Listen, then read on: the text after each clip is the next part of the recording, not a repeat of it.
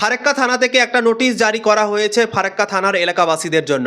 কিছুদিন থেকে একটা ঘটনা সামনে আসছে ছেলে ধরাকে নিয়ে আমরা বিভিন্ন রকম ভিডিও দেখতে পাচ্ছি সোশ্যাল মিডিয়াতে, কি ছেলেগুলোকে নাকি কিডন্যাপ করা হচ্ছে রাতের অন্ধকারে, সকালবেলায় যে কোনো মুহূর্তে কিডন্যাপ করে নেওয়া হচ্ছে এবং নিয়ে পালিয়ে যাওয়া হচ্ছে, এরকমভাবে আমরা সোশ্যাল মিডিয়াতে ভিডিও দেখতে পাচ্ছি। সেই ভিডিওগুলো দেখার পর ফারাক্কা থানার এলাকাবাসীরা অনেক আতঙ্কিত হয়ে যাচ্ছে এবং এইরকমভাবে আলোচনা শুরু করে দিয়েছে।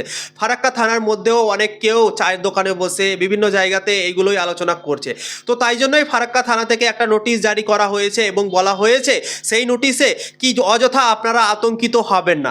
ফারাক্কা থানার মধ্যে এরকম ঘটনা এখন পর্যন্ত ঘটেনি। যদি আপনাদের কাউকে সন্দেহ হয় তাহলে ফারাক্কা থানাতে আপনারা জানাবেন, আইন নিজের হাতে তুলে নেবেন না, এইভাবে বলে দিয়েছে ফারাক্কা থানা থেকে সেই নোটিশটাতে। ফারাক্কা থানা থেকে মাইকিং করেও সাধারণ মানুষকে বোঝানো হয়েছে কি আপনারা অযথা আতঙ্কিত হবেন না, এরকম গুজব আপনারা ছড়াবেন না।